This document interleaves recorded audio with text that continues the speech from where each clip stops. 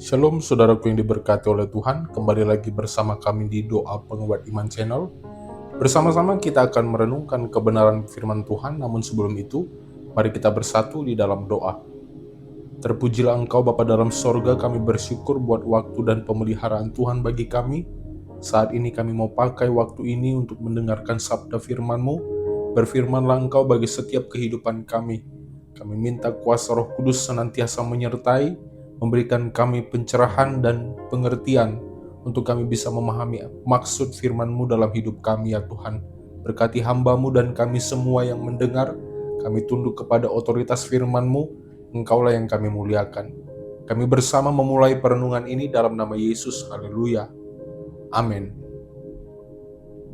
Saudaraku yang diberkati oleh Tuhan, di dalam kehidupan sehari-hari kita tidak pernah luput dari yang namanya tantangan dan tekanan. Ada saat di mana kita merasa berat menjalani rutinitas karena beban yang datang silih berganti. Namun firman Tuhan di dalam kitab Yesaya 61 ayat 1-3 yang menjadi nats perenungan kita hari ini menunjukkan bahwa Allah tidak pernah membiarkan umatnya berjalan tanpa penghiburan dan janji pemulihan. Saya mengajak saudara untuk membaca nats ini di tempat saudara masing-masing untuk menghemat waktu. Dan saya mau melanjutkan dalam perenungan ini bahwa Nabi Yesaya menuliskan nubuat ini pada masa di mana bangsa Yehuda sedang menghadapi penderitaan dan kesedihan yang mendalam. Mereka hidup di dalam situasi yang penuh kehancuran setelah pembuangan, dan kondisi bangsa terasa seperti tanpa harapan. Di tengah keadaan itu, Tuhan berbicara melalui nabinya untuk menghadirkan kabar sukacita. Ayat ini tidak hanya berbicara kepada bangsa Yehuda di masa lampau, saudara, melainkan juga relevan bagi kita sekarang.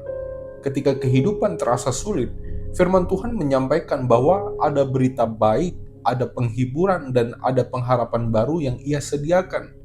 Inilah dasar yang membuat kita tidak menyerah di dalam menghadapi kesulitan. Renungan kita hari ini akan menggali makna dari Yesaya 61 ayat 1-3 dengan melihat konteks sejarah, maksud ekspositori, serta penerapannya di dalam kehidupan kita. Dari sini kita akan belajar bagaimana Tuhan bekerja membangun pengharapan baru di tengah kehidupan yang sulit. Kita akan membahas 4 poin utama, dan saya mengajak kita sama-sama untuk fokus dengarkan kebenaran firman Tuhan, saudara. Kita mulai dari pembahasan yang pertama, yaitu Tuhan mengutus untuk membawa kabar baik. Saudaraku yang diberkati oleh Tuhan, Yesaya menegaskan bahwa roh Tuhan ada pada dirinya karena Tuhan telah mengurapinya untuk menyampaikan kabar baik kepada orang yang rendah hati. Urapan ini bukan sekedar simbol keagamaan atau tanda lahiriah, melainkan bukti nyata bahwa Allah sendiri memberikan kuasa dan otoritas kepada hambanya untuk melaksanakan misi ilahi. Di dalam tradisi Israel, pengurapan selalu menandai panggilan yang kudus. Raja, imam, dan nabi dipilih melalui pengurapan sebagai tanda bahwa mereka tidak bertindak atas kehendak pribadi, melainkan atas mandat surgawi. Dengan demikian, firman ini memperlihatkan bahwa penyampaian kabar baik bukanlah gagasan manusia, melainkan rancangan Allah sendiri yang dikerjakan melalui utusannya. Di dalam konteks sejarah, bangsa Yehuda sedang mengalami kehancuran akibat dosa sendiri dan penindasan dari bangsa asing. Mereka mengalami pembuangan, penderitaan, dan kehilangan identitas sebagai bangsa pilihan Allah. Di tengah situasi itu, mereka merasa terbelenggu oleh keadaan dan kehilangan arah hidup. Masa depan seolah gelap tanpa kepastian, dan luka batin akibat penjajahan membuat mereka sulit bangkit. Pada saat itulah, saudara, Tuhan mengutus nabinya untuk menyampaikan kabar baik, yaitu berita bahwa Allah belum selesai dengan mereka. Ia tidak meninggalkan mereka di dalam kehancuran, melainkan merencanakan pemulihan yang akan membawa mereka kembali kepada kehormatan sebagai umat Allah. Kabar baik yang disampaikan ini adalah inti dari pekerjaan Allah sejak awal zaman. Allah selalu berpihak kepada orang yang tertindas. Ia menaruh perhatian khusus pada yang patah hati, dan ia mendengar seruan mereka yang merindukan pertolongan. Pesan ini menyingkapkan sisi belas kasih Allah yang tidak hanya adil, tetapi juga penuh kasih dan peduli kepada penderitaan umatnya. Allah tidak duduk pasif di taktanya, melainkan turun tangan di dalam sejarah untuk menegakkan keadilan dan memberikan penghiburan. Inilah gambaran Allah yang hidup, yang hadir di tengah pergumulan dan yang sanggup menyembuhkan luka terdalam manusia. Di dalam firman Tuhan, kita menemukan bahwa kabar baik itu bukanlah sekedar kata-kata penghiburan yang hampa. Janji yang Allah sampaikan memiliki dasar yang nyata, yaitu pemulihan, penghiburan, dan kelepasan. Ia menjanjikan bahwa tawanan akan dibebaskan, hati yang remuk akan diikat, dan orang yang meratap akan diberikan penghiburan. Semua itu menunjukkan bahwa firman Tuhan bukanlah teori rohani yang jauh dari realita, melainkan janji konkret yang dapat diandalkan. Allah ingin umatnya berpegang pada janji ini karena Ia adalah Allah yang setia pada firman-Nya dan tidak pernah berdusta. Kesetiaan Allah inilah yang membuat firman Tuhan tetap hidup, relevan, dan bekerja di dalam setiap zaman, termasuk pada masa kini, saudara. Bagi kita pada saat ini, pesan firman Tuhan di dalam kitab Yesaya pasal 61 menjadi pengingat yang kuat bahwa di dalam situasi apapun, Allah tetap bekerja. Ketika kita menghadapi tekanan ekonomi, pergumulan keluarga, sakit penyakit, atau bahkan perasaan putus asa, firman Tuhan datang sebagai kekuatan yang meneguhkan. Melalui firman-Nya kita ditolong agar tidak tenggelam di dalam keputusasaan, melainkan mampu memandang kepada janji Allah yang membawa pengharapan. Firman Tuhan selalu datang tepat pada waktunya, memberikan pencerahan di tengah kegelapan, serta membangkitkan iman yang sempat goyah. Karena itu, ketika kita menghadapi kesulitan hidup, kita harus meneguhkan hati dengan terus mengingat bahwa Allah masih berbicara melalui firman-Nya. Kabar baik dari Yesaya pasal 61 adalah tanda kasih-Nya yang tidak pernah pudar, saudara. Tuhan tidak pernah meninggalkan kita sendirian, melainkan senantiasa menyertai, menghibur, dan menuntun kita menuju pemulihan. Inilah janji yang dapat kita pegang dengan teguh, yakni bahwa Allah yang dulu menghibur bangsa-Nya adalah Allah yang sama yang juga hadir bagi kita hari ini, memberikan kekuatan untuk melangkah dengan iman, saudara. Puji Tuhan. Sekarang kita masuk kepada pembahasan yang kedua, yaitu Tuhan memberikan kesembuhan bagi yang patah hati. Saudara, salah satu tugas utama dari hamba yang diurapi di dalam kitab Yesaya pasal 61 adalah membawa kesembuhan bagi orang-orang yang patah hati. Istilah patah hati di dalam konteks bangsa Israel tidak hanya berbicara tentang kesedihan emosional, tetapi juga mencakup kehancuran batin karena kehilangan pengharapan. Mereka merasa ditinggalkan, dipermalukan, dan kehilangan jati diri sebagai umat Allah. Di dalam keadaan seperti ini, firman Tuhan hadir bukan sekedar untuk menghibur, melainkan untuk menyembuhkan luka yang dalam. Secara historis, penderitaan bangsa Yehuda setelah pembuangan ke Babel menciptakan luka kolektif yang menghancurkan moral bangsa. Mereka kehilangan bait Allah, pusat ibadah yang menjadi identitas spiritual mereka. Tidak heran jika hati mereka terasa hancur dan tidak lagi memiliki semangat untuk bangkit. Namun melalui nabinya, Allah berjanji untuk mengikat hati yang remuk, seolah seorang tabib surgawi yang dengan penuh kasih menutup luka dan memberikan kesempatan baru untuk pulih. Gambaran ini menunjukkan, saudara, bahwa Allah bukan hanya peduli pada kondisi jasmani, tetapi juga pada kondisi batin manusia. Ia memperhatikan luka yang tidak terlihat oleh mata, air mata yang jatuh di dalam keheningan, dan pergumulan yang tersembunyi di dalam hati. Kabar baik yang disampaikan Yesaya mengandung janji bahwa Allah sendiri yang akan turun tangan menyentuh bagian terdalam dari diri manusia untuk memulihkannya. Bagi kehidupan kita sekarang ini, janji ini relevan ketika kita menghadapi kekecewaan, kegagalan, atau kehilangan yang membuat hati kita terasa hancur. Tidak ada seorang pun di dunia ini yang kebal dari rasa sakit hati. Namun firman Tuhan memberi kepastian bahwa kita tidak perlu tetap terpuruk. Allah hadir untuk mengikat luka batin itu, memberikan kekuatan baru dan menyalakan kembali semangat yang sempat padam. Kesembuhan dari Allah bukan berarti kita langsung bebas dari semua masalah. Tetapi Allah memberi ketenangan batin dan kekuatan rohani untuk menghadapi masalah dengan iman. Hati yang hancur dipulihkan sehingga mampu menatap masa depan dengan pengharapan. Proses ini menunjukkan bahwa penyembuhan sejati berasal dari Allah yang mengenal setiap pergumulan kita lebih dalam daripada diri kita sendiri.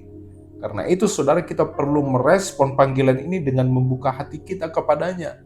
Jangan menutup diri dari firman dan penghiburan Tuhan. Ketika kita mengizinkan Tuhan bekerja, maka luka batin akan perlahan disembuhkan dan hidup kita dipenuhi dengan sukacita yang baru. Itulah wujud nyata dari janji Tuhan di dalam firman Tuhan. Ia hadir untuk memulihkan hati yang patah agar kembali hidup dengan penuh pengharapan saudara. Puji Tuhan. Kita masuk kepada pembahasan kita yang ketiga, yaitu Tuhan membebaskan yang terbelenggu. Selain menyembuhkan hati yang patah, firman Tuhan juga menegaskan bahwa Tuhan datang untuk membebaskan mereka yang terbelenggu. Istilah terbelenggu di dalam nubuatan ini mengacu pada kondisi tawanan yang kehilangan kebebasan. Secara historis, bangsa Yehuda mengalami pembuangan di tanah asing, di mana mereka hidup sebagai budak dan tahanan politik. Kondisi itu membuat mereka tidak hanya terikat secara fisik, tetapi juga secara rohani karena merasa dijauhkan dari janji Allah. Nubuat ini menunjukkan bahwa Allah tidak menghendaki umatnya hidup selamanya di dalam ikatan yang menindas. Ia mengutus hambanya untuk memberitakan pembebasan. Artinya, ada kuasa ilahi yang sanggup menghancurkan setiap rantai yang mengikat mereka. Pembebasan ini tidak hanya berbicara tentang kebebasan jasmani dari penindasan bangsa asing, tetapi juga kebebasan rohani dari rasa bersalah, ketakutan, dan keputusasaan. Makna dari janji ini juga menggemakan kebebasan yang lebih besar, saudara, yaitu bahwa Allah berdaulat atas sejarah bangsa-bangsa. Ketika umatnya berada di dalam cengkraman kuasa asing, Allah menunjukkan bahwa kuasanya jauh lebih besar. Pembebasan dari belenggu adalah tanda bahwa Allah berperang untuk umatnya dan tidak pernah membiarkan mereka binasa. Bagi kita sekarang, pesan ini berbicara tentang kuasa Allah yang sanggup membebaskan dari segala bentuk ikatan di dalam hidup. Banyak orang mungkin tidak terikat secara fisik, tetapi hatinya terbelenggu oleh kecemasan, kebiasaan buruk, rasa bersalah, atau tekanan yang menguras energi. Firman Tuhan melalui Yesaya pasal 61 memberikan harapan bahwa tidak ada ikatan yang terlalu kuat sehingga Allah tidak dapat mematahkannya. Pembebasan ini menunjukkan bahwa Allah yang nyata di dalam kehidupan sehari-hari. Saat kita berserah kepadanya, kita akan melihat bahwa rantai yang selama ini menekan hidup kita mulai terlepas. Tuhan memberikan ruang untuk bergerak maju dan hidup di dalam kebebasan yang sejati. Kebebasan ini bukan berarti tanpa masalah, tetapi kita dapat menghadapi kehidupan dengan hati yang merdeka, karena tidak lagi diperbudak oleh rasa takut dan keputusasaan, saudara. Inilah kabar baik yang harus kita pegang, yakni bahwa Allah adalah pembebas sejati. Ia tidak ingin kita hidup di dalam belenggu yang membatasi langkah, melainkan hidup dengan penuh sukacita dan kebebasan di bawah penyertaannya. Melalui janji ini kita dikuatkan untuk percaya bahwa di dalam Tuhan selalu ada jalan keluar, selalu ada harapan baru, dan selalu ada kebebasan yang menuntun kita menuju kehidupan yang berkelimpahan. Puji Tuhan. Sekarang kita masuk kepada pembahasan yang terakhir, saudara, di dalam perenungan kita hari ini. Poin yang keempat, yaitu Tuhan mengganti duka cita dengan sukacita. Saudara, di dalam firman Tuhan di kitab Yesaya 61 ayat yang ketiga, Tuhan berjanji untuk memberikan mahkota sebagai ganti abu, minyak sukacita sebagai ganti ratapan, dan pakaian puji-pujian sebagai ganti semangat yang pudar. Ungkapan ini syarat makna simbolis yang menunjukkan transformasi total dari keadaan duka cita menuju sukacita.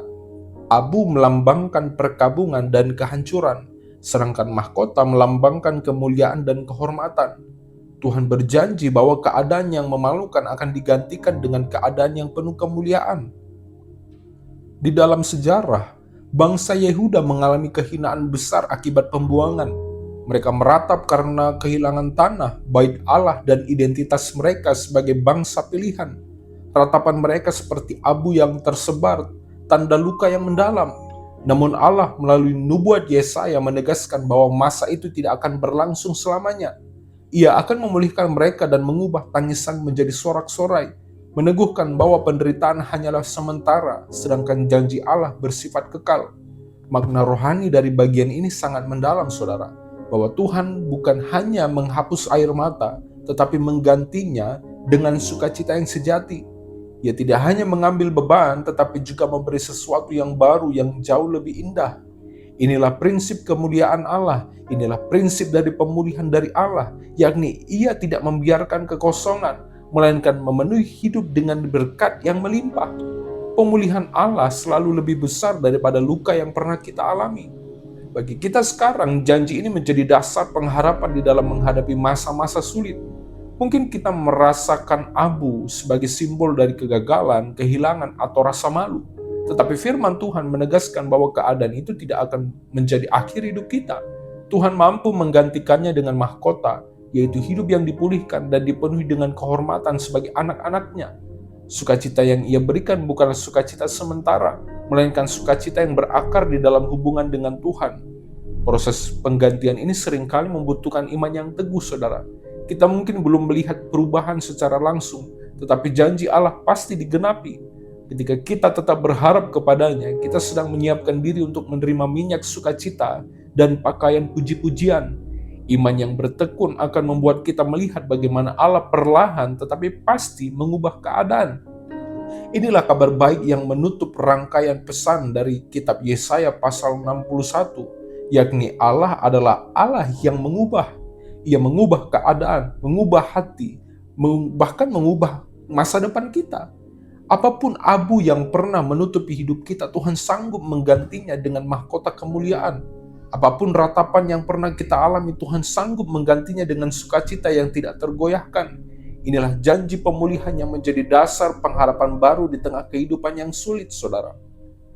Puji Tuhan, di akhir perenungan hari ini, saudara, saya mau katakan, dari firman Tuhan di dalam kitab Yesaya 61 ayat 1-3, kita melihat bahwa Allah adalah sumber pengharapan sejati. Ia mengutus hambanya untuk membawa kabar baik, menyembuhkan hati yang patah, membebaskan yang terbelenggu, dan mengganti duka cita menjadi sukacita. Semua janji ini menunjukkan bahwa Allah tidak pernah membiarkan umatnya berjalan sendirian di dalam penderitaan, tetapi hadir untuk memulihkan mereka. Janji ini bukan hanya untuk bangsa Yehuda pada masa lampau, melainkan juga untuk kita hari ini. Tuhan yang sama bekerja di dalam sejarah, bekerja juga di dalam hidup kita. Ia sanggup menyembuhkan luka terdalam, mematahkan belenggu yang mengikat, dan mengubah tangisan kita menjadi sorak-sorai. Inilah kabar baik yang harus kita terima dengan iman. Oleh karena itu, pengharapan baru bukanlah sesuatu yang abstrak, saudara, melainkan janji Allah yang nyata. Ketika kita bersandar kepadanya, kita tidak lagi berjalan di dalam keputusasaan, melainkan di dalam keyakinan bahwa Tuhan sanggup memulihkan segala sesuatu. Firman Tuhan menjadi kekuatan yang menguatkan langkah kita setiap hari. Nah, mari kita menutup renungan ini dengan keyakinan penuh, yakni kehidupan mungkin penuh dengan tantangan, tetapi di dalam Tuhan selalu ada pengharapan baru. Ia yang berjanji akan setia menuntun kita sampai pada pemulihan yang sempurna. Inilah dasar iman kita untuk tetap berdiri teguh dan melangkah dengan sukacita, sebab Allah yang hidup adalah sumber pengharapan kita. Puji Tuhan, saudara. Saya berdoa kiranya seluruh pendengar doa penguat iman channel hari ini diberkati dengan pengharapan baru di tengah kehidupan yang sulit. Puji Tuhan, mari kita bersatu di dalam doa. Terpujilah Engkau Bapa dalam sorga, kami bersyukur buat anugerah-Mu, kebenaran firman-Mu yang telah sampai bagi kami. Hari ini kami menegaskan kepada diri kami, kepada jiwa kami, bahwa kami tidak khawatir, tidak takut lagi, sebab Engkau adalah Allah yang berjanji dan setia di dalam menepati apa yang Tuhan janjikan. Kami percaya proses ini adalah suatu pembentukan karena Engkau adalah Allah Sang Penjunan, membentuk kami menjadi pribadi yang sesuai dengan kebenaran firman-Mu. Ini adalah anugerah terbesar bagi kami, yaitu Allah memilih kami untuk dibentuk. Kami percaya bahwa Allah sanggup melakukan perkara yang hebat, mulia, dan ajaib bagi kehidupan kami. Sekalipun hari ini kami belum melihatnya, kami minta Tuhan mengerjakan bagi kami kekuatan, kemampuan, kesanggupan, dan damai sejahtera sukacita bagi kami untuk menjalani semuanya. Roh Kudus, tolong kami dalam menghadapi segala sesuatu yang kami alami. Kami juga berdoa Bapa bagi seluruh aktivitas pekerjaan kami tiap-tiap hari. Kiranya dimanapun kami, apapun yang kami kerjakan yang tidak bertentangan dengan firman-Mu, kiranya Tuhan berkati, buka jalan, dan Tuhan limpahkan berkat. Kami bersama mengakhiri perenungan ini ya Tuhan. Kami berdoa dan mengucap syukur, haleluya. Amin.